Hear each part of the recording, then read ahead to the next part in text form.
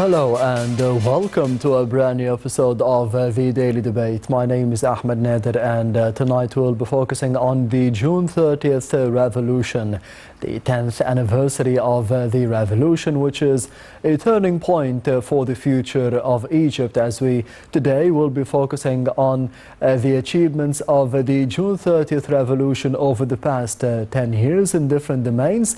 One of them is infrastructure development and, of course, attracting investments from all over the world into Egypt, as well as tourism and culture for the future of the country, and more specifically for the future of Sinai. As for the second part of the daily debate for tonight, we'll be focusing on about 17 billion Egyptian pounds that were pumped and will be pumped into Sinai for the near future to be witnessing development in the Sinai Peninsula. We'll be starting straight away with the first report of the daily debate for tonight, which concentrates on the gains of the 30th of June revolution and the 10th anniversary of it in different domains. So let's see it in the upcoming report. So stay tuned.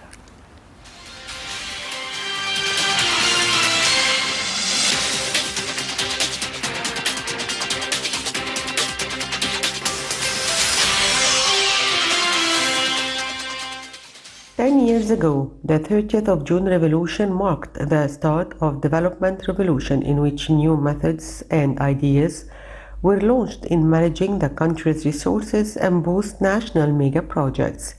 This revolution represents the largest practical application of thinking outside the box. This was reflected in the financial, economic, and social indicators, and is reflected in the data of the Central Agency for Public Mobilization and Statistics. President Fattah al-Sisi assumed office in June 2014.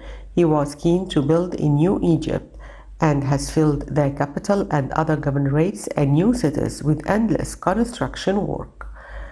In the wake of the 30th of June revolution, and with the stability of the security and political conditions, the return of foreign investment again, as well as national projects that attracted more than 5 million workers, the total unemployment rates decreased and reached 7.7%. Among males in rural areas reached 2.9%. As for females, it was 16.3% among rural females and 28.4% among urban females. Regarding power and electricity, Egypt has adopted a policy of diversifying energy production, which resulted in an increase in production capacities during the period 2013 to 2017 by 70%. Investments in the electricity sector reached 22.3 billion Egyptian pounds, resulting in an improvement in Egypt's ranking in international reports. It rose from 145th place among 185 to 77 from 190, so the state has moved up 68 places over the past 5 years. Among the most important projects that the state has given great attention is the housing sector, as well as the development of unsafe slums and unplanned areas in order to provide a decent life for citizens. More than 500,000 housing units were implemented within the social housing project for the youth and low-income segment, and at a cost of 51 billion Egyptian pounds, 38% of which are in governorates. The agricultural sector is one of the pillars of the Egyptian economy, with more than 25% of the Egyptian population working in it, in addition to being the main generator of Egyptian food security. Therefore, it was a primary goal in the eyes of Egyptian institutions to increase the agricultural area.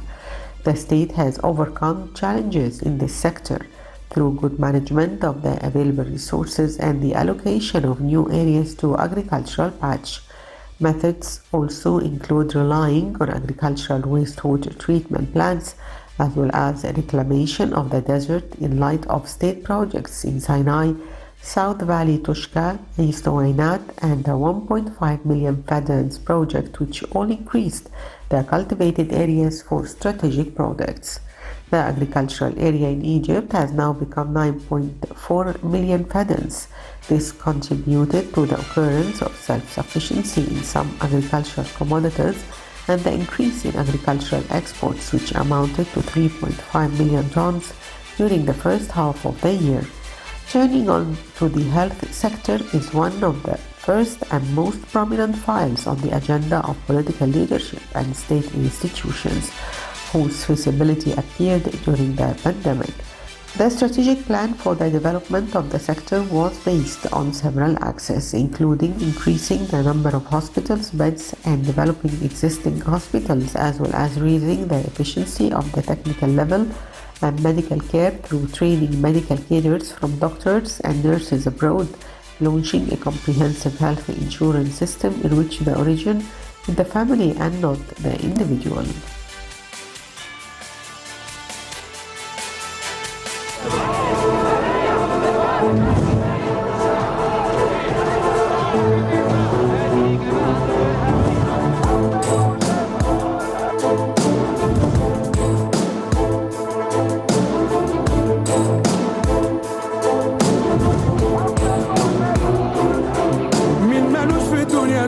مهما السنين تدور، ناس تعيش وتموت منافقة وغيرها واقفة وماسكة نور، ناس تموت لاجل التراب وناس تفدي السراب، فيه الأناني واللي باني قصاد عدوك ألف سور، ناس للأسف ملهاش شرف وناس شجاعة وليها أصل.